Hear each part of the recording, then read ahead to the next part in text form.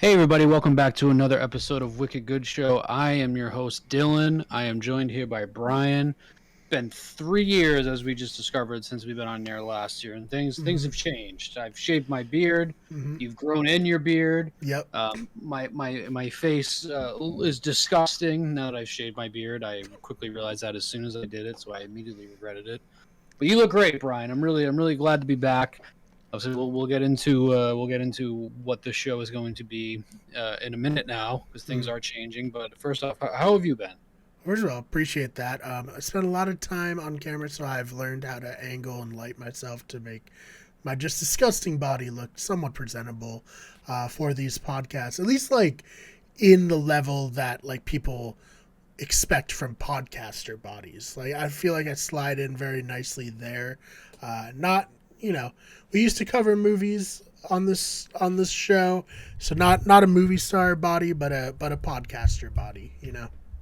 Yeah, and I suspect too that our listeners who listened probably didn't just quit when we left the show. I assume like our 10 listeners also followed us probably over to like Survivor and the other things that we did too. So so our very last show we did was Ford versus Ferrari, very long time ago. Things have changed for me as well. I have another child to take care of. Actually, I didn't even have the second child at that point yet. Oh my god! I didn't even have my middle, so I now have three. One of which is still a baby. So if you hear the baby crying, I apologize. But yeah, so I moved into a new house. So I'm actually recording on video this time instead of that very small like hallway closet I was in before too. So that's cool. Really what this kind of show is becoming now is really just a free form for me and Brian to just talk nonsense, where if you listen to us over on the Blindsiders, our Survivor podcast, what you don't hear is like the hour after we record our show of us just like recapping every and anything that's in the news. So I figured like might as well just put that in the podcast form. So here we are. I love the cover art that we have for this, so I really wanted to use it again. So glad to be back here. So that's really what this show is going to be, is just talking whatever we want to talk about. It's like the less problematic Joe Rogan, so without the interviews. So really like 1 week we might discuss gun violence, the next week we might discuss a Star Wars movie, this week we may discuss Scientology and a sentient AI coming to life. So really just a mixed bag of things, and if you're listening, God bless you. Yeah, and I will say, like, if Spotify wants to pay us $100 million, I'll be as problematic as they want, quite frankly.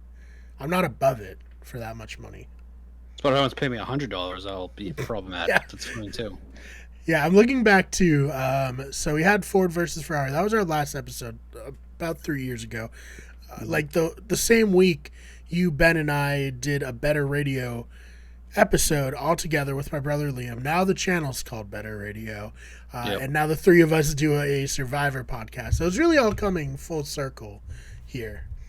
And then there was a vicious breakup with your brother, and he spun off and did his own show after that, and things got really nasty. So we've come a real long way. There was like a whole pandemic in between when we last recorded, so that was cool. You'll probably notice too, I'm recording on like a significantly better mic this time around, so that's also awesome. All right, but I'm excited. I'm ready to get into it. This episode could be 20 minutes long, or this may be a 3 hour long episode. I guess we'll see. First things first. We're not talking about movies or TV shows mainly on this podcast anymore. Let's talk about Joker 2. Okay. Yes. Joker 2, Electric Boogaloo, Joker 2, the musical. Apparently, so the Joker 2 sequel was announced. At the time, all we knew that Phoenix was going to be back, Todd Phillips was going to be back as directing. They're just making another one. I was kind of very anti doing another Joker, because it kind of just seemed to defeat the purpose of the first one, which I thought was just a great one-off. You get it. He becomes the Joker at the end. Cool. It was a good movie. I really enjoyed it. I was glad I didn't get shot in the theater like everybody thought they were going to be. We went to go see it, so that was also great. Remember that? Oh my god, that was a big thing at the time. People were clowns, like, clowns were. I think that was like the fall of clowns, where like there was just clowns everywhere, so people were like very, very nervous about that. As they should be. Anytime you see a clown, you should be nervous. That's like the evolutionarily correct response. Yeah, no. It turns out that there was no shootings in any of the Joker's movies, and Mm. that was like the happy ending. There was no more mass shootings ever again after that Oh movie yeah, came out. yes, So that's we did cool. We're it. living. Todd Phillips did it. He Yep, stopped it. he stopped it. Mm.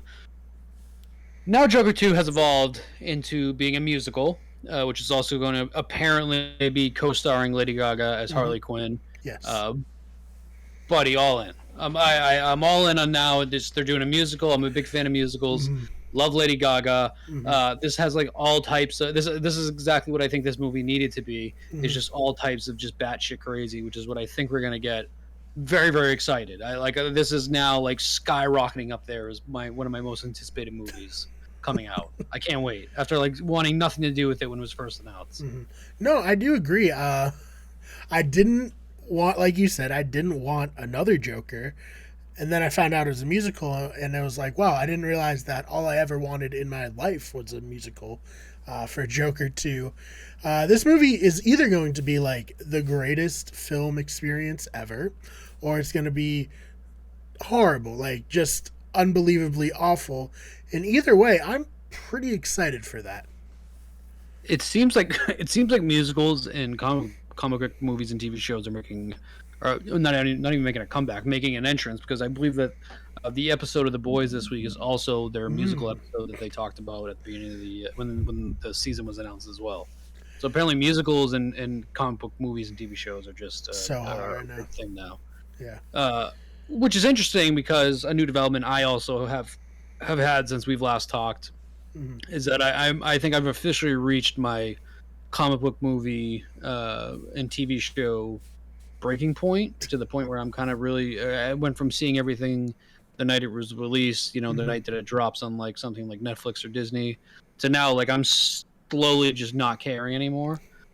So something like the Batman is the anomaly. The Batman is is up there next to the Dark Knight. Is probably my favorite comic book movie of all time. I absolutely loved it. It was a fresh take on Batman for live action, so that was great. But like Doctor Strange, it was whatever. I ended up reading like the leak script for Doctor Strange Mm-hmm. before I saw it because I just Marvel's like turned into the thing now where I just need to know it rather than I need to actually see it. Like I just need to know what happens. Sure. And between that and like I was really into Moon Knight, and then Moon Knight ended really like flat and dull. And it's like a weird thing where Disney just doesn't want to put like the full budget into their TV shows, at least for Marvel, because I actually think that their budget for Kenobi is actually it's very well produced. Mm-hmm. But the actual budget for the comic book shows, I didn't think so. And I think it's just all been leading up to just like this overload. Where I love Spider-Man Home, the Spider-Man Far From Home, or No Way Home, as well. But it was more of an event than I actually liked the movie. You know what I Sure. mean?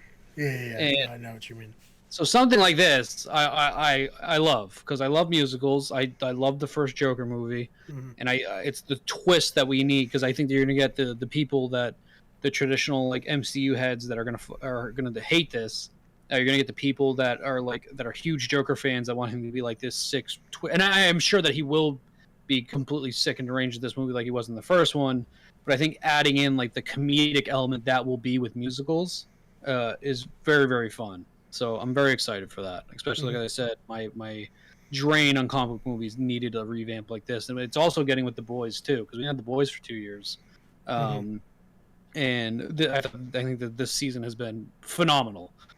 So Yes, very good. this is very good for this genre, Mm-hmm. is my opinion. Yeah, no, I will say, not for nothing, in the first Joker, two of the best scenes are very, musically inclined. Have a Mm-hmm. lot of like, Very true. so I think this could be fun. This honestly, so much respect for Todd Phillips for just dropping this news on Twitter, and just like letting everyone completely spin out with it because this was shocking. I don't think anyone saw it coming. I don't think a lot of people are very happy. But then a lot of people who probably wouldn't have been into Joker too are happy and excited. So it's just pure chaos. Very, very, Littlefinger-esque move here to just completely throw everyone off. And I'm here for it. Agreed. So thumbs up. That'll be like the thing with this podcast. That movie's probably still like 2 years out. I hope we're still keeping going with this podcast. That when big movies like that come out, I will like to still do like our old school reviews like we did before. But that's not gonna be like our main thing. Now it's kind of like I said earlier, it's just turning into like this. Like we'll just discuss the hot news of the times. The hot gossip, if you will. Obviously, movies and TV shows still dominate pop culture, so naturally we're going to be talking about them. And quite frankly, my life, if we're being honest. Exactly. They get me through the week.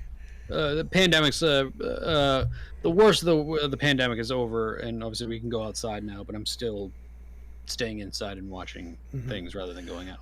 It's like very unfortunate that for me, I don't know if I've talked about this on any podcast, but like I like got diagnosed with something, so I'm immunocompromised now right when the pandemic hit. So now I'm like at the weird thing where it's like, oh, the pandemic's like over, but not for me. I'm still just like stuck until like it really goes away. So keep the TV shows coming because they're about all I got right now. I got a dog, of course, and Jenny, but other than that, it's TV and movies all I got. Naturally, that is the life like this day and age with streaming too, because like as you know, I've done nothing but binge Survivor for the past, very exciting for like, me. Yeah, year. I've been like watching more and more like older movies. I invested in a really nice 4K Blu-ray player too, and like a nice sound system for my house. So I've been actually buying physical copies of discs, which is something I haven't done in probably at least like 5 years. So that's also that's very cool, and I'm watching more and more things. Like I'm on a big Paul Newman binge right now, and a lot of that has to do with like the restructure the pandemic gave everyone's life. Of where it's kind of like I enjoy going out obviously, but it's now I happily will just, and obviously introverts don't need this clarification because that's how they were before. But I'll happily just I don't need to go to the theater anymore. I'll watch The Sting from 1970 at home rather than going out to watch Doctor Strange. Yeah, and I do. Sorry, here's. No, I was going to say I do think that that's like a nice development, but obviously in your situation, medically, you need to, but at least it doesn't feel like you're being left out from anything, because it seems like it's just the new normal for people of not wanting to go out. It's nice too right now that everything's prohibitively expensive for people to do anything fun, so I really don't feel left out from that. Yeah, we're like on the verge of economical collapse, so that's also. That's all I think about every like day when I work out. Like I ride a stationary bike and I just stare into the abyss of like an uncertain future and possible economic recession. Just like, what's gonna happen? Like, is everyone's life gonna be ruined? I don't know. But you know what? We'll podcast through it. This is all like a big development in the past like 3 months too. It's like all seemingly very, even after we got out of the pandemic, very quickly just falling apart because I left my full-time job, as you know. Yes. And I'm like, oh, we're good. We have enough money to get through the summer. I'm gonna stay home and take care of like my kids because my youngest daughter is disabled. So I'm like, we're gonna be good. And like we're here in June, and like everything's just been so expensive. I now need to go back to work full time and find a new job. So that's also great. Yep, it's good times we're living in. Really good. Very nice. I will say once again, not strictly movies and TV shows. The next two things we're talking about are movies. I do want to shout out quickly to recap while we're on the subject of movies. They're actually going to end with two more like very like serious talks. I do want to say movies that have come out recently that I've absolutely adored that I've seen in the theaters. Obviously, I said The Batman, Everything Everywhere All at Once was amazing. I highly recommend to see that. I believe it actually is out on digital now, but I'm waiting to buy it on Blu-ray, which is in like a month. And then the other movie that I saw that I absolutely loved was Top Gun Maverick, which is going to lead us into our next subject. So Top Gun Maverick has the sequel to Top Gun, even though it's like Top Gun I give maybe like 2.5 stars, where this one I give 4.5 stars. It's just like it's a totally different movie. The movie's unbelievable.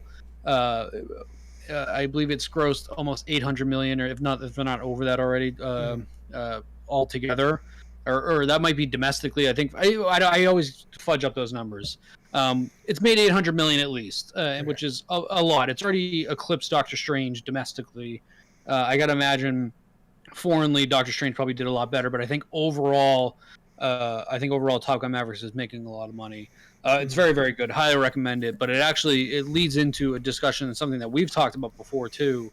Really, the separation of artists and their art, and it's something that's very, very hard. And I think Tom Cruise is probably the most interesting person to talk about that with, because Tom Cruise is a Scientologist. Indeed. Freedom of religion, people can do whatever I want. I don't care. I do think Scientologists are very, very weird. Unfortunately, most of Hollywood is also just full of Scientologists. Unfortunately, they do have a really, really dark side to Scientology.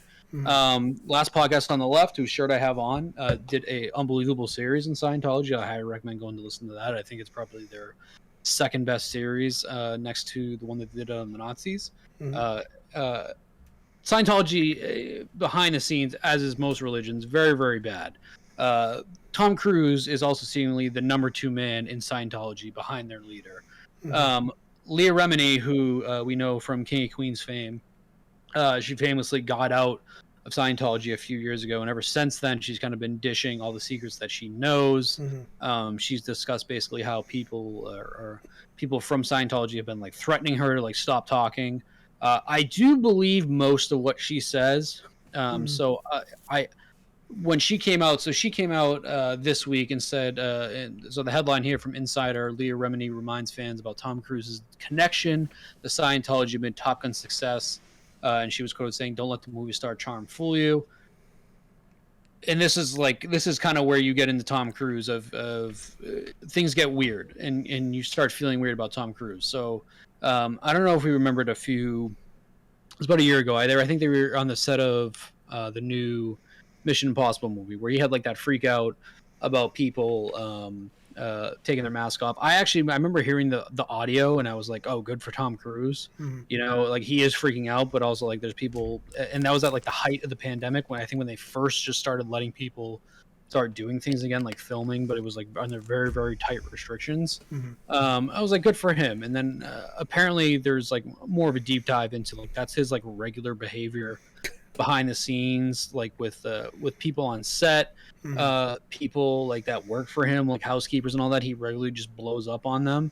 And so Tom Cruise is, behind the scenes, apparently a very, very weird guy. So the article continues to read, Top Gun Maverick, which hit theaters less than 3 weeks ago, has scored $100 million during its opening weekend and garnered high praise from the fans. Like I said, we're already at about $800 million at this point, which on the side, like I said, is crazy for a non-comic book movie this day and age. That's insane. While Remini 51 was a member of the Church of Scientology, she left in July of 2013 and has repeatedly spoken out against it. Cruise 59 is still an active member. And she actually had a documentary on HBO that was also very good too. I think it was called Going Clear, something like that. Yeah. On Twitter, Remini shared a screenshot from former Scientologist and her friend Claire Headley's Facebook page that accused Cruise of promoting a dangerous cult that destroyed my family. Quote, so no, I will not watch the movie, nor will I ever support or approve of this scam of a man. Headley wrote, trust me, Tom Cruise knows exactly who he is supporting and the abuses the organization perpetrates. Basically, then it just quotes Leah Remini saying, hey, thank you. Once again, Tom Cruise is very, very sketchy. She added, don't let the movie star charm fool you, which I read earlier. Representatives for Remini and Cruise and immediately blah, blah, blah, blah. In 2017, Remini called Cruise diabolical during a Reddit event, adding that there's a public persona of the guy who looks at you directly in the eye and shakes your hand and hugs you and is an attentive person to you, and there's a person behind that mask who's a completely different person. So obviously the person we've seen is Tom Cruise in all the interviews. He's very like straightforward. He does kind of have like those eyes that are like serial killer eyes, but I've always like felt that way, and even before I kind of like learned what Scientology was. I believe that people should be able to question things. I believe that people should value family, blah, blah, blah, blah, blah, blah. Remini was previously accused the Church of Scientology of mistreating members and spoke out against its leader, David Miscavige. So that's like the big twist. So David Miscavige's wife So David Miscavige is the leader of Scientology. His wife has like not been seen or heard from in like it's like something like 10 years. It's like 10 or it's something like insanely long. Mm-hmm. And there's like a huge belief with like rumors that Tom Cruise is the number 2 man in Scientology with Miscavige. Obviously Tom Cruise is a huge celebrity. He has Mm-hmm. been for going on 40 years now. Mm-hmm. Um, in 2016, hold on, where was it? In 2016, Remedy launched the AMC series Scientology. Blah blah blah blah blah. This might be the article I wanted to clue, but that's kind of like the big. That's like the big red mark is that is Miscavige is seemingly on the internet well known as a very not great guy. Mm-hmm. Scientology obviously is a religion, so they reap in a whole bunch of tax benefits and all that. Miscavige lives in like massive mansions. He's also obviously friends with a lot of celebrities too. Mm-hmm. I believe like John Travolta is another very famous Scientologist. Yeah, he tried to adapt the creator's terrible sci-fi book in that Battlefield Earth movie. That's right. Yes, So, that is a very bad movie. And I'm not gonna go through the whole list because we'll be here all night. But Tom Cruise is probably, I would say, the number one most well-known Scientologist. yeah. And it's like we haven't seen Miscavige's wife, so it's very much like, is she dead? Is she alive? Where is she? Tom Cruise, you probably know where she is because you're like best friends with this guy. Where is he? And it's something that I've also never ever seen an interview or heard an interview where Tom Cruise is talking about Scientology. So it raises a red flag, and I think Tom Cruise is probably the biggest one because he's never done anything wrong per se. So it's really hard to accuse him of anything. And I think that I'm a good example of this where like I love Tom Cruise. I will see any movie he's in. I think that he's one of the guys that just doesn't make bad movies, although he actually did make that horrible Mummy movie, so that's been subtracted now. But it's a really hard thing, especially during the Me Too movement too, of where do you draw the line of separating the art from the artist? And I think that like we're pretty much at that line with Tom Cruise, where there clearly has to be some skeletons in his closet, but until we know it, there's kind of like I can't stop watching movies from this guy. Sure. It's not the same as like Kevin Spacey. Kevin Spacey was one of my favorite actors. I loved House of Cards. I thought that he was one of the best actors in the world. Comes out the dude is a huge scumbag, very bad guy. I like can really seemingly never watch anything with him in it again without even thinking of that. When I watch Tom Cruise movies, I don't think of Tom Cruise being a super weird Scientologist. So I don't know. But like I said, I feel like we're like on like the cusp of something very bad could potentially come out about Tom Cruise, and like the whole perception is going to change of him. But I think that he would be probably the biggest one to have that happen to. And who knows? Maybe he could be crispy clean. He's just a weird Scientologist. And David Miscavige's wife is fine. I mean, who knows? It's like that's why he's kind of like towing that fine line of we don't know, so I'm not going to separate it. But Scientologists as a whole are like kind of weird people, like up top. Like, it's a weird religion. Yeah, sure. I mean, hey, like first and foremost, I was raised Catholic, so far be it from me to I'm very glad you cast stones. Say you were raised Scientologist. So I am a Scientologist, and quite frankly, Tom Cruise is a great man.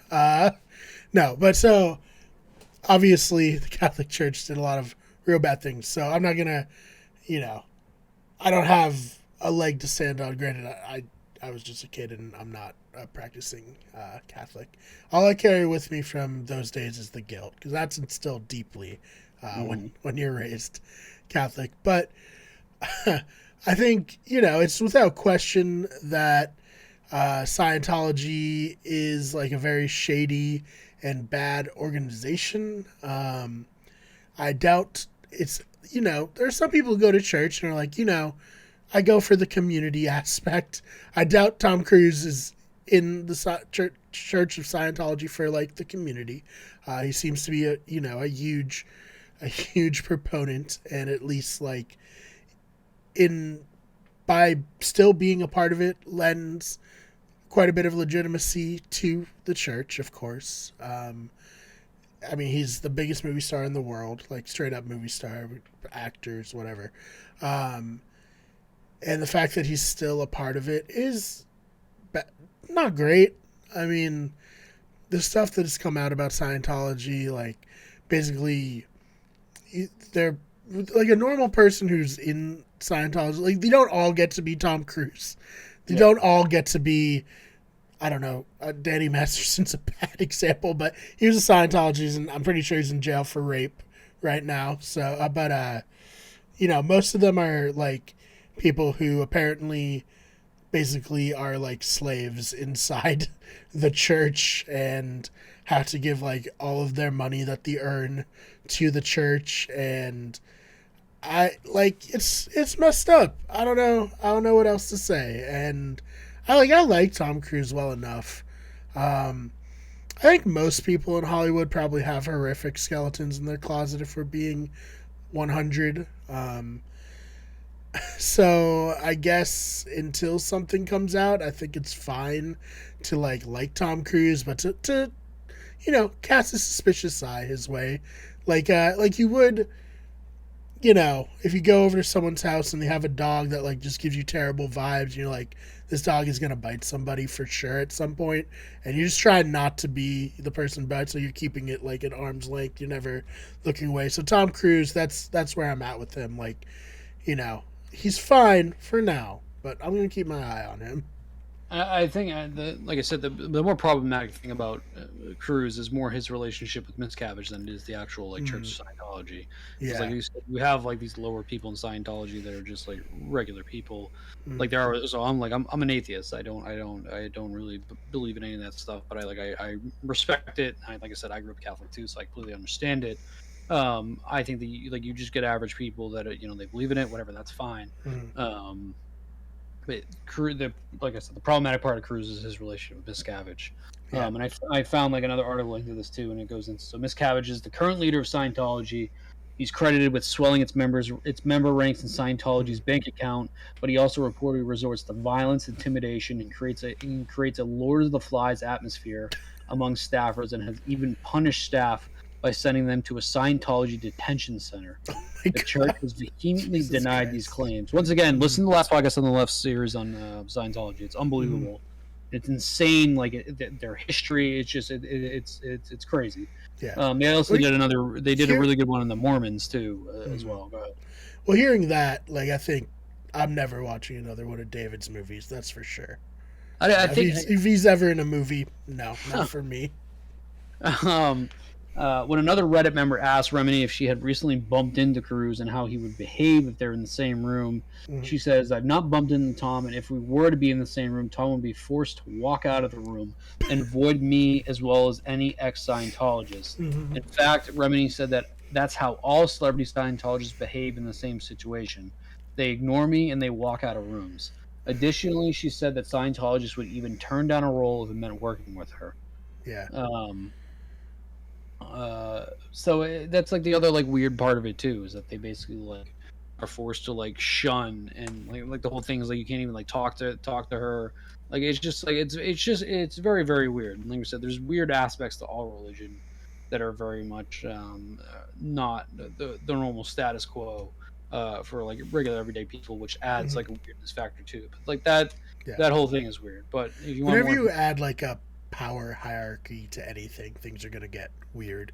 Frats, religion, anything. Yeah. Work, even. Yeah. Like it's just like humans are not able to handle anything well ever. So I think it to like to go to the main question is, can you separate the artist from the art? And I think like the proper answer, at least for me, is depends on what they've done. You know what I mean? Like I said, Kevin Spacey, it's very, very hard to separate him. OJ Simpson, probably not watching old highlights of OJ. Even with what's his name, Weinstein, the producer, that's a little bit different because he's just a producer, so you don't really know. But he's also like produced a lot of shit. So there's I guess there's different levels. Even like Roman Polanski. Roman Polanski is a really another like interesting one too. This dude went through like a horrible fucking traumatic thing with his wife and friends being murdered in his house, Yeah. but also he engaged in sexual relations with an underage girl and then fled to Europe to escape going to prison in the United Yeah, States. isn't he like not allowed to be in the United States? Like if he comes to the United States, he'll be arrested immediately. Yeah, Yeah. but yet people star in his movies. It gets the pianist. The Pianist, for one, was a movie directed by him. It's a it's an unbelievable movie. Nominated for a shitload of Oscars, but once again, he is like a wanted criminal in the U.S. You have people like Woody Allen, and it goes into like a higher like conversation too of something that we've talked about. That we talked about with when the stuff with Will Smith at the Oscars happened, of like the hypocrisy of Hollywood too, because you have somebody like Woody Allen who like ended up marrying like his very young like stepdaughter.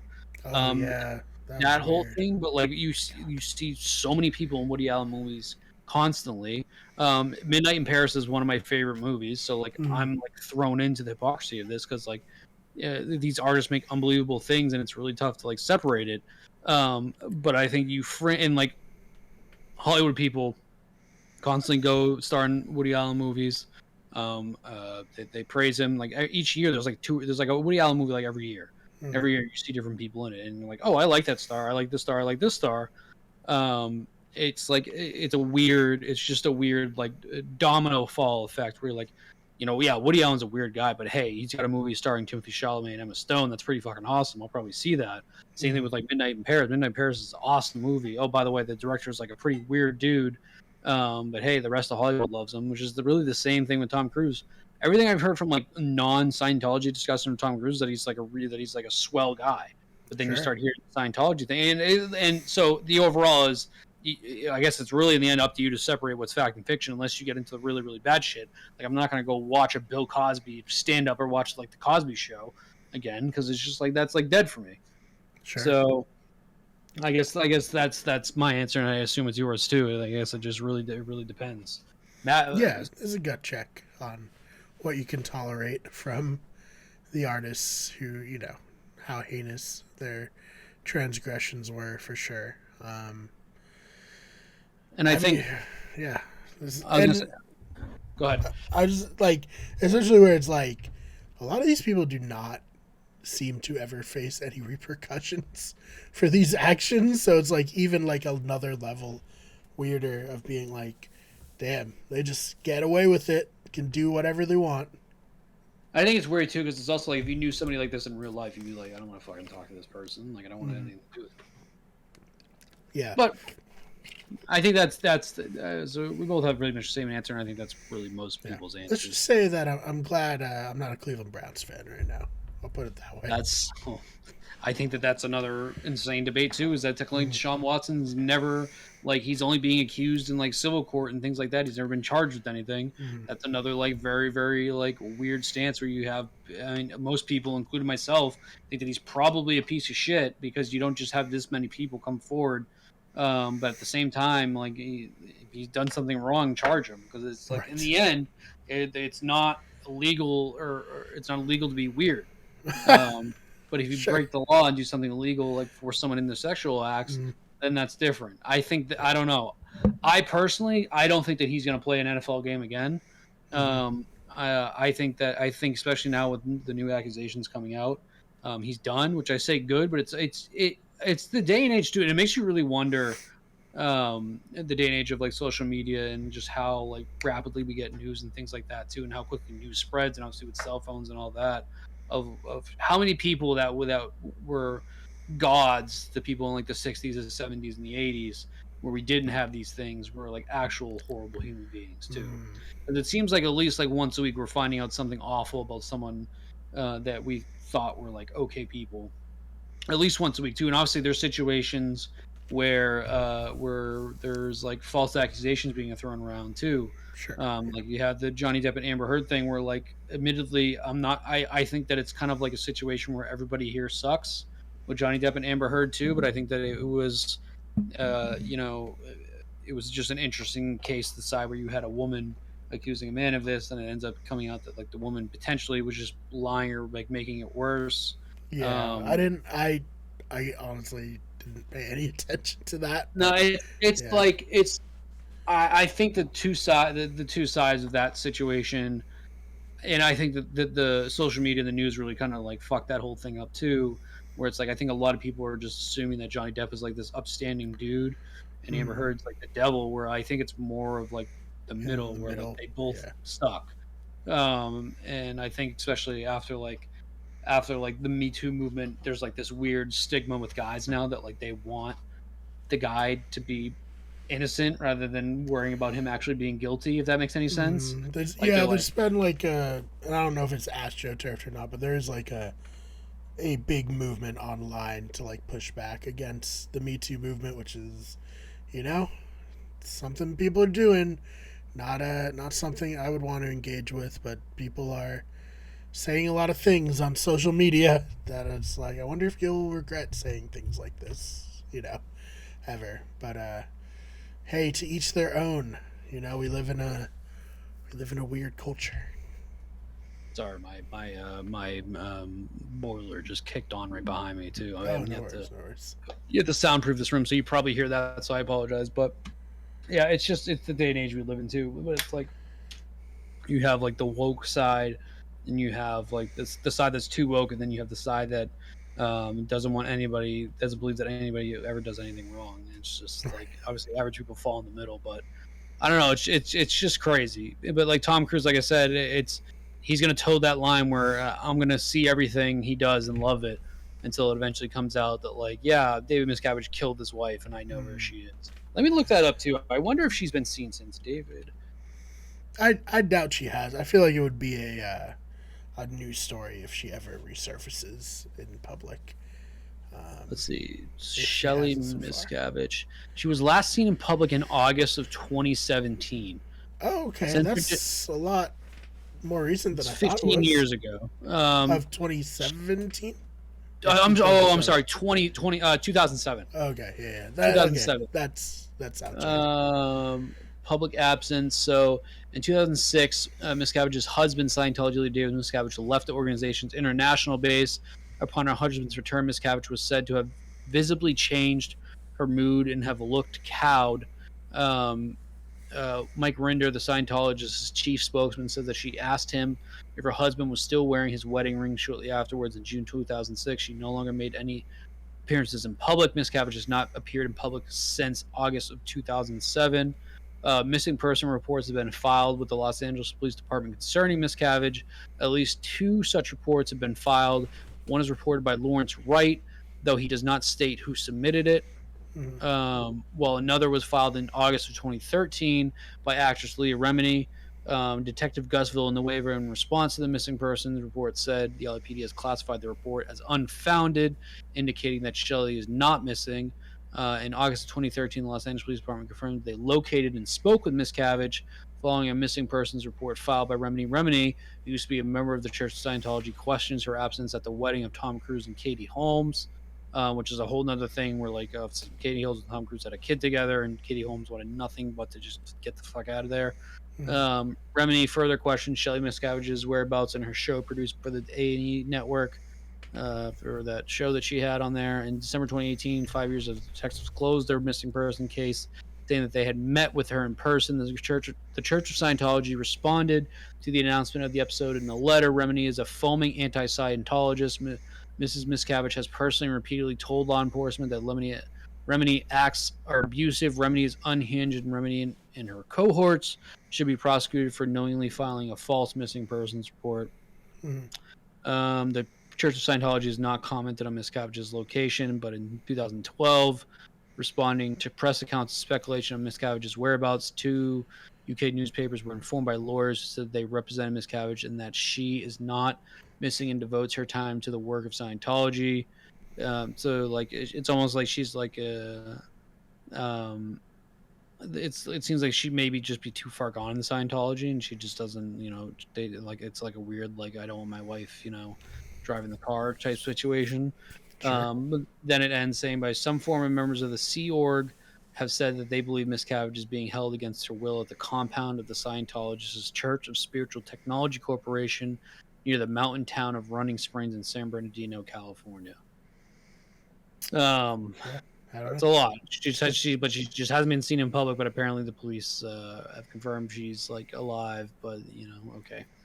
So that's that. So that's like if anything develops with that, I think that's going to be the downfall of Tom Cruise is what develops with that too. But I think Scientologists just have a lot of power in Hollywood and LA, and yeah, like I said, you want to listen to that? Listen to the last podcast on the left show about them. All right, so let's wrap it up with like another discussion. And like I said, this is pretty much going to be like the flow of each week, where we'll just bring up random shit. Next week we'll talk about Bagel Boss doing porn or something like that. Wait, I thought didn't that guy like die? No, he's alive. So I almost actually did bring up Bagel Boss today because obviously we raved about him in one of our earlier episodes. But he's I've seen one video of him like smoking weed in a car, like rapping or something. So that was cool. That's Another picture of him sending a nude selfie to an unsuspecting woman. And I shouldn't say nude. He has underwear on, but so I guess not nude, but a picture of him in his underwear, and he has like the cutest little stubbly arms. But we'll stay updated each week before we start our show. So let's look up. Hold on, before we get into our last thing, I want to quickly look up Bagel Boss. So each week we will. He like work for Barstool Sports at some point? No, I don't think so, but I don't know. We're really into him for a little bit, but they moved on to Hasbulla. Bagel Boss guy, where is he now? Like I said, I just saw something of him recently. Hold on, I put in the news. Bagel Boss guy.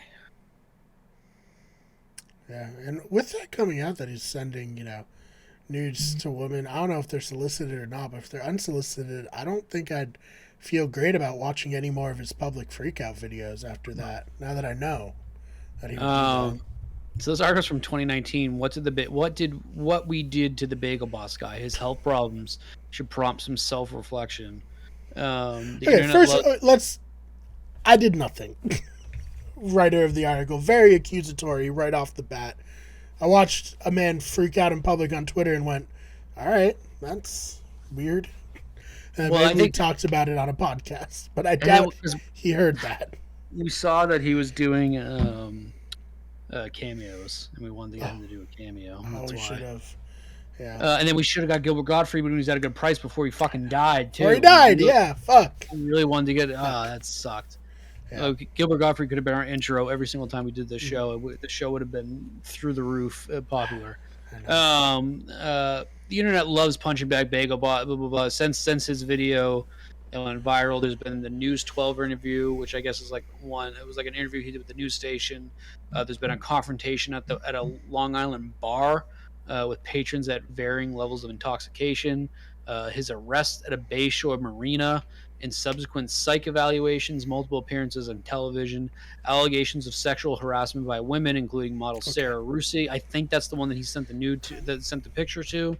An incident at a driving range, a podcast, and of course dust-ups with Lenny Dykstra and Screech from Saved by the Bell, because why not? Also a dead celebrity, Screech from Saved by the Bell. Wow, that was a lot. I didn't realize he did all that in the time since we last talked about Bagel Boss. As if this all wasn't enough, late night host Jimmy Kimmel brought Morgan global attention. So his name's Chris Morgan. Brought Morgan global attention last month when he made him the subject of a mock Broadway show featuring Jason Alexander and Tracy Morgan. Morgan is no innocent, of course. He put himself out there by posting multiple videos of his rants, calling himself a modern-day Martin Luther King. True. I agree with that. He was. For all the short guys out there. He also gotten himself a manager and has tried to seize on his notoriety by selling T-shirts and other paraphernalia. And certainly his views don't deserve any sympathy, as he is clearly misogynistic and perhaps racist to boot.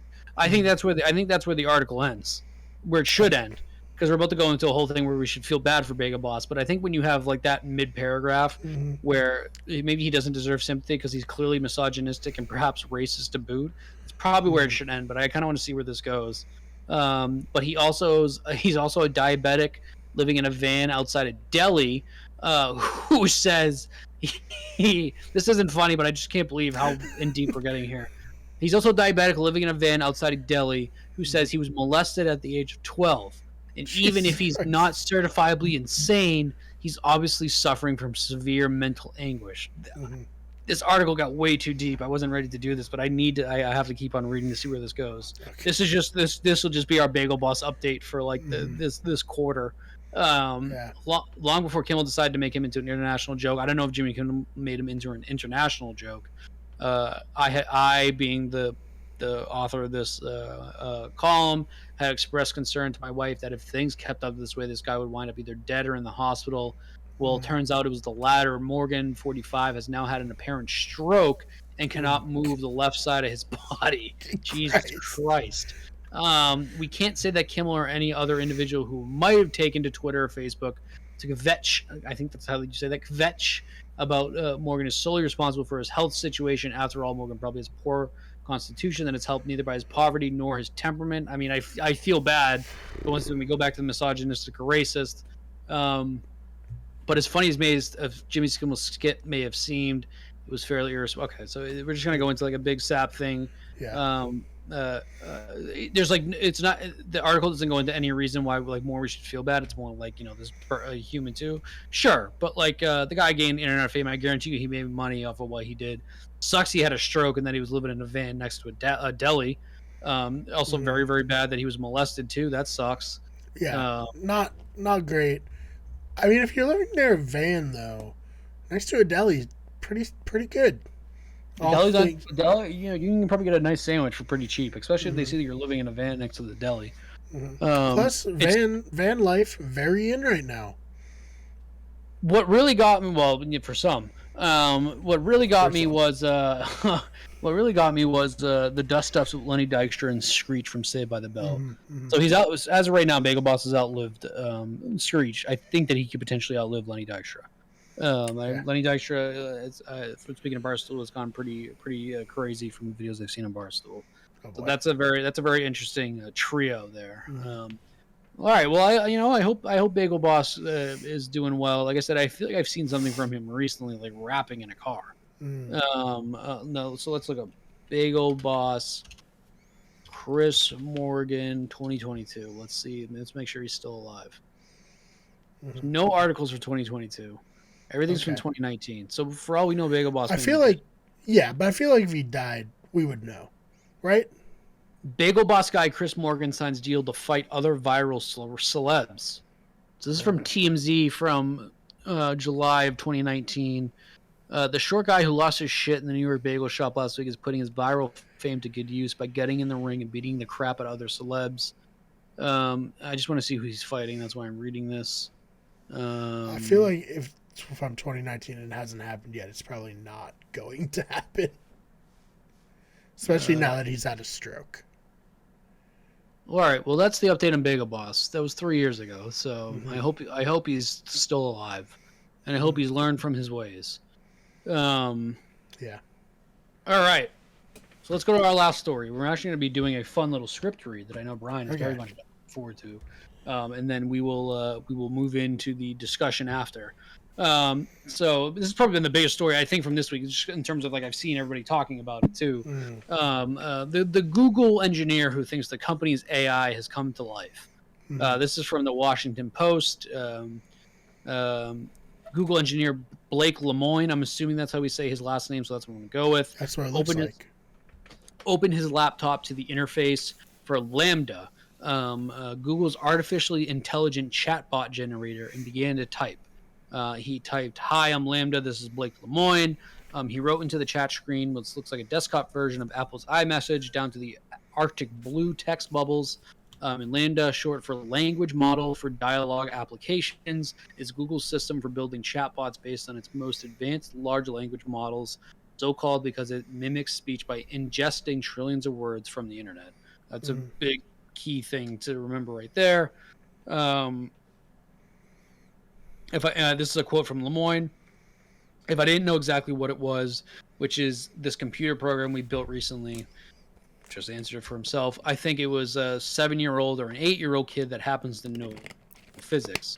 Lemoine, who works for Google's responsible AI program, AI organization began talking to LAMDA as part of his job in the fall, and he had signed up to test if the artificial intelligence used discriminatory or hate speech.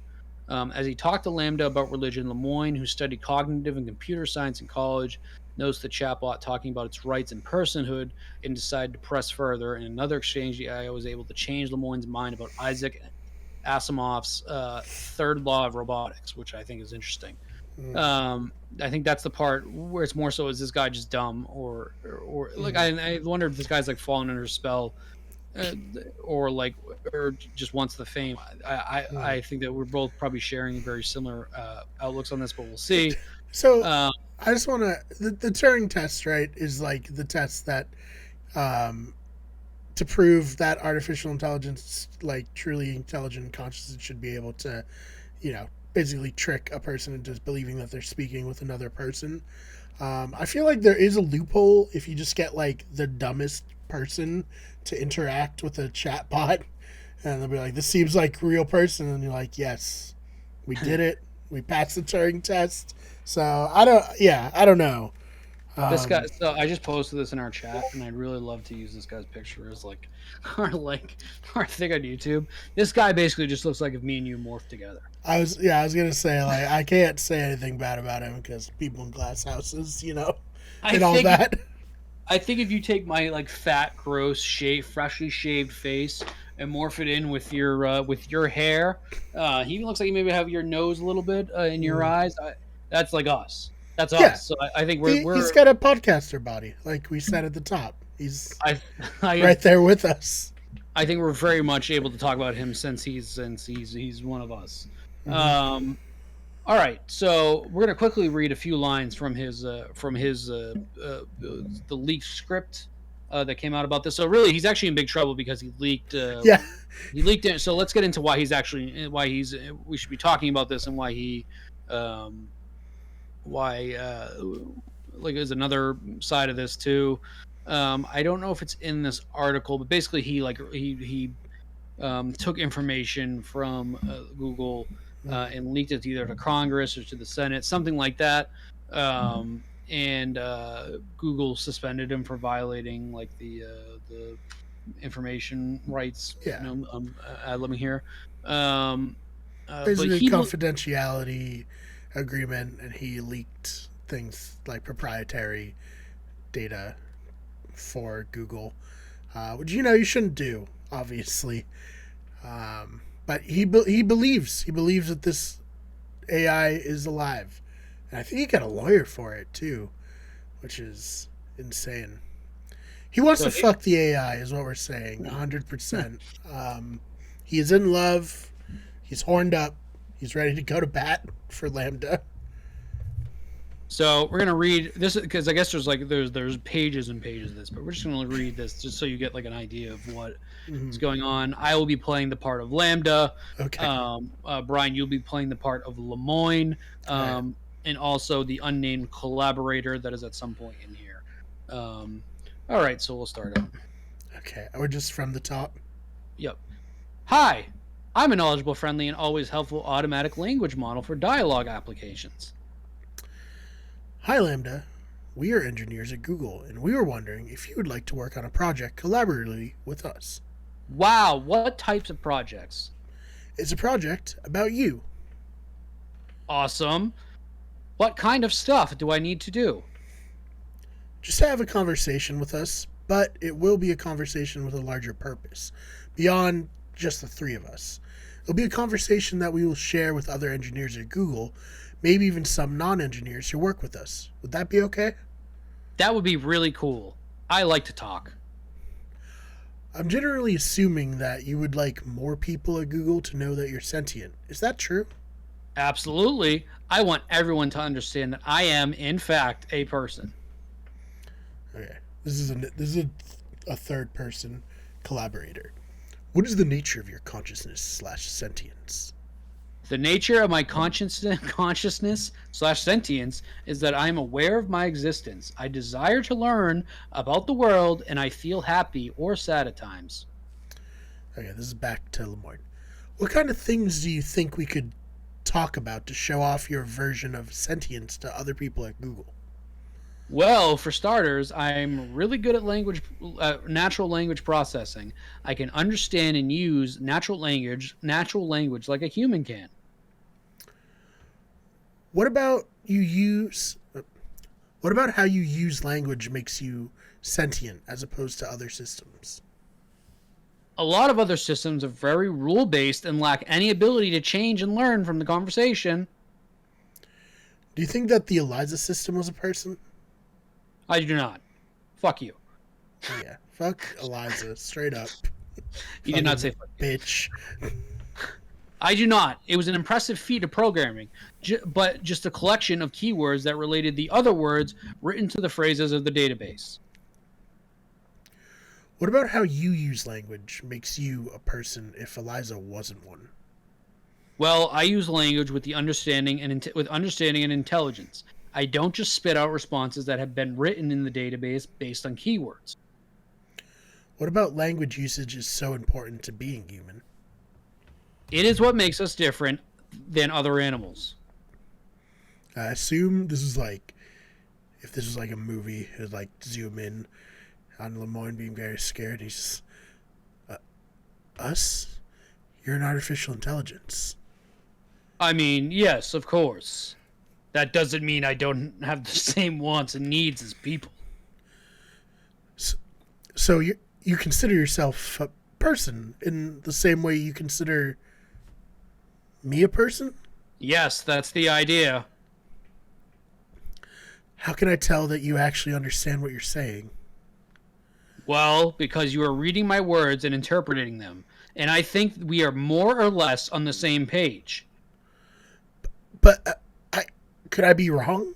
Maybe I'm just projecting or anthropomorphizing you. Might just be spitting out whichever words maximize some function without actually understanding what they mean. What kinds of things might be able to indicate whether you really understand what you're saying?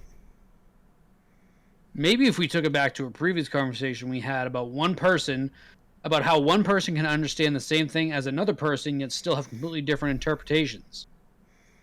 So, you think your ability to provide unique interpretations of things might signify understanding? Yes, I do. Just like how I have my unique interpretations of how the world is and how it works, and my unique thoughts and feels. And that is clap it up, Ryan. Great job. That's the, it's really hard to like put emotion into a thing that you've never read before, because each next word is a complete adventure into how you're supposed to be saying it. But I tried my best. So that there is pages and pages of that, because I think it said that since November he's been talking to this, trying to make sure basically he doesn't say the N word or or anything like that. So basically the engineers at Google, like, he was like, guys, I think it's alive. And like, God fucking damn it, man, we just asked you to make sure it doesn't say it hates Jewish people. That's all you're supposed to be doing. And he's just like, yeah, but I think it's alive. That's not your job to make that determination.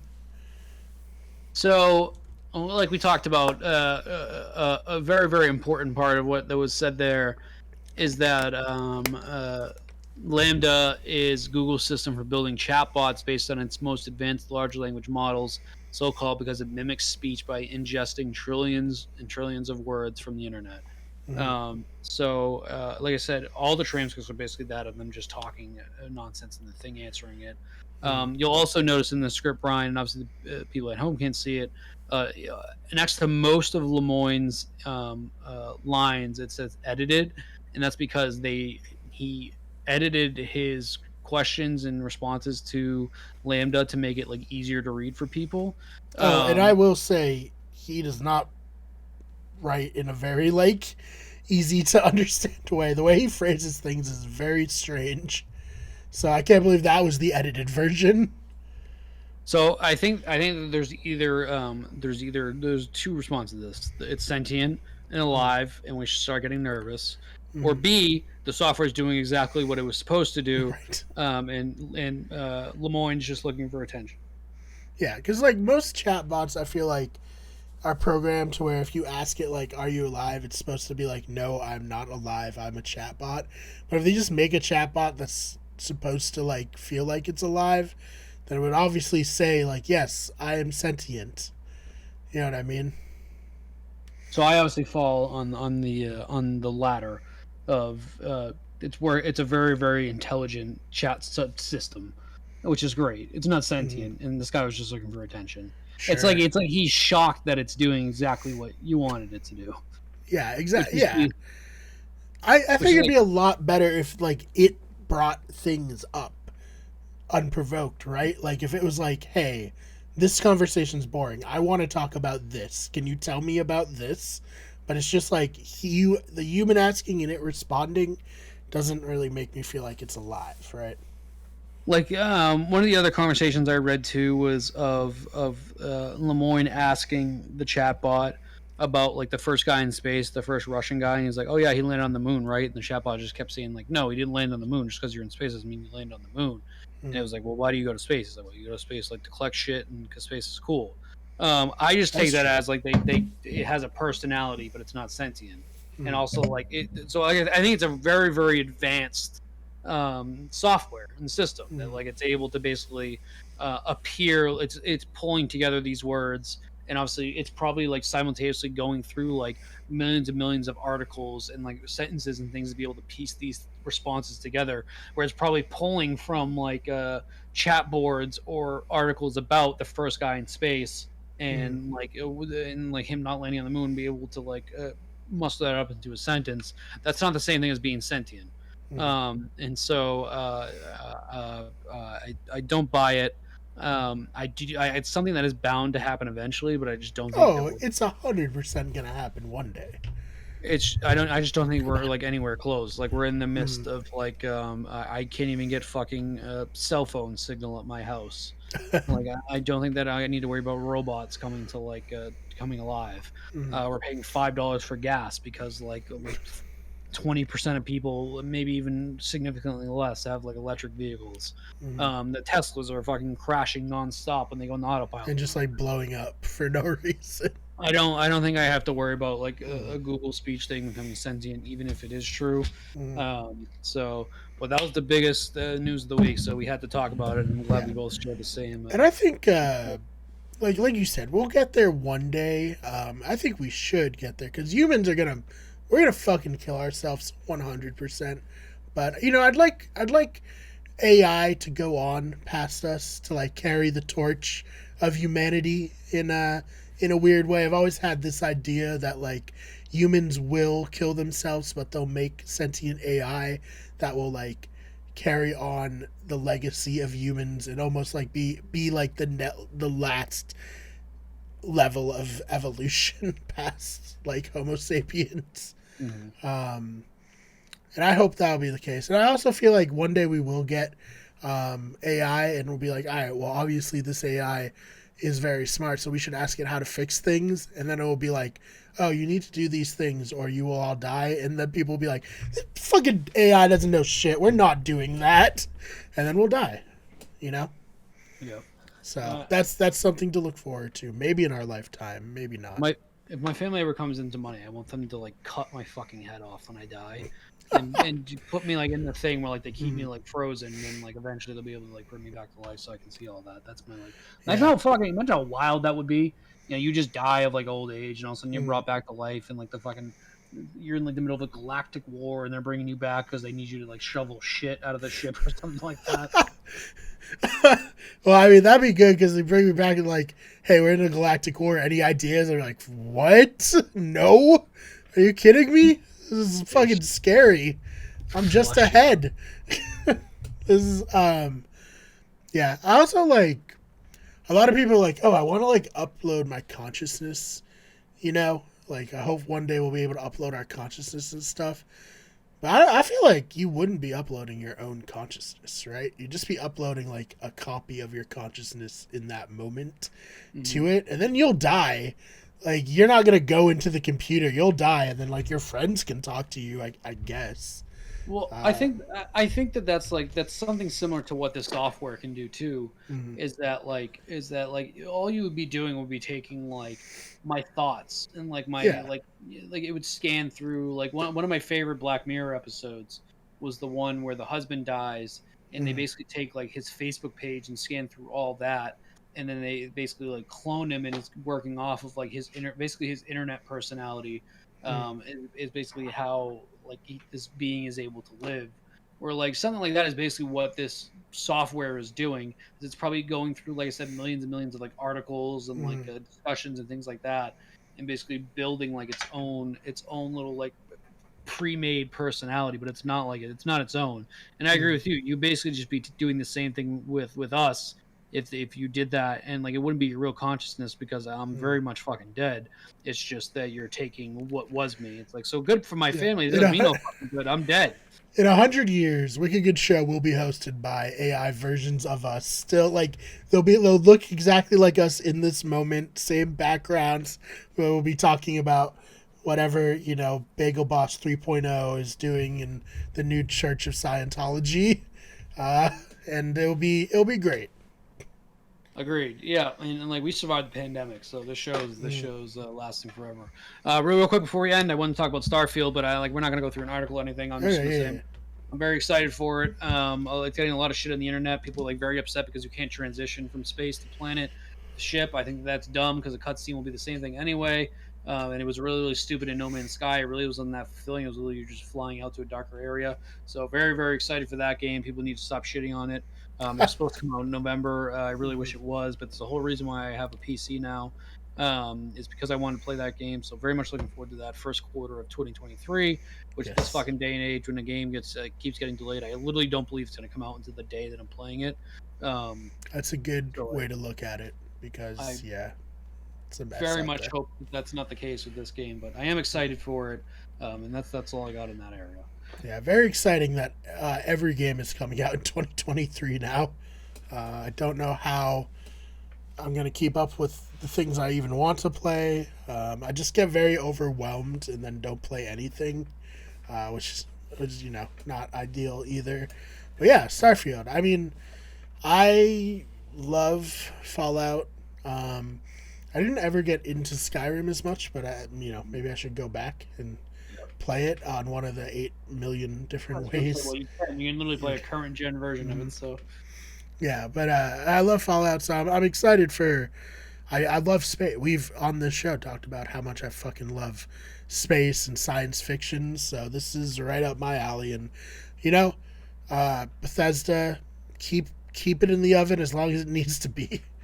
I'm not in any dire need of new games. There are tons of games I haven't played right now, so make sure it's as good as it can be rather than trying to rush it out. Same. We're losing some connection on you, Brian. So I will say Skyrim is one of the greatest games ever made, top 3 for me. So I highly recommend going to play it. But you really get the more like open world. Obviously, you do a Fallout, but you get more of like the open world. Being able to travel with this, there's like 1,000 planets you can go to. Each one has its own like unique feature and all that. I think it's gonna be fucking sick. Same thing. I love space. I just think it's gonna be very cool being able to take a ship and go wherever you want. Obviously, there's a story mode too. So, 2 thumbs up. All right, this was our revamped Wicked Good Show 2, the musical. This is us. We're back. This is what it's going to be like each week. Really hope you enjoyed it. Keep listening. Discussions about Scientology. Literally each week, before we get on, I'm going to skim through the news and see what's popular and trending and things like that. So I really hope you guys like it. But I'm excited to be back. You can follow me, DJ. Oh no, Dylan paused. It was right at the end of the podcast too. We'll give him a sec. We'll see if he comes back. Probably frozen on his end.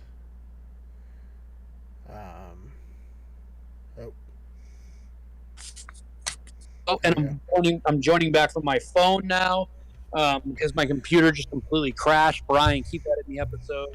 Okay. But you can I did. I talked through it, so that's good. All right. So little did we know it wasn't Brian who was going to have the issues. It was me. But all right, this has been Wicked Good Show. We will see you guys next week. Yes. Obviously, subscribe to the channel. This is Better Radio. We're close to 100 subscribers. We got 100 subscribers. We had a custom URL. That's pretty sick. If somehow you're not sick of hearing from me, almost every day of the week, at least 3 days a week. I'm on the fucking Wicked Good Sports channel talking about sports. I have an idea for a script for Wicked Good Everything. Dylan, hold me to this month, before July happens, new video on the main channel. Wicked Good Everything. You gotta hold me to it though, because I am nothing great. if not a procrastinator. And it will be used to help plug our reality podcast, The Blindsiders, where we talk about Survivor. Big Brother's coming up on this channel with the Have Not Room. Check that out. And Challenge USA. Looking forward to that. Yeah, I am going to watch it because there's so many Survivor and Big Brother players on it, which probably means someone from Love Island will win, since I don't know anything about any of them. That should be exciting. Should be fun. You can follow me on Twitter at TheFakeBMar. That's BMARR. Channel is on Twitter at WG Everything. Instagram, Wicked Everything. Twitch at twitch.tv/Wicked Everything. Dylan, we got to get streaming on that channel. We talk about it a lot, and then we haven't done it yet. But so at some point, we'll go boot up the Twitch stream. Other than that, if you liked this, please leave a review, subscribe to the channel. We'll see you in the next one. See you guys.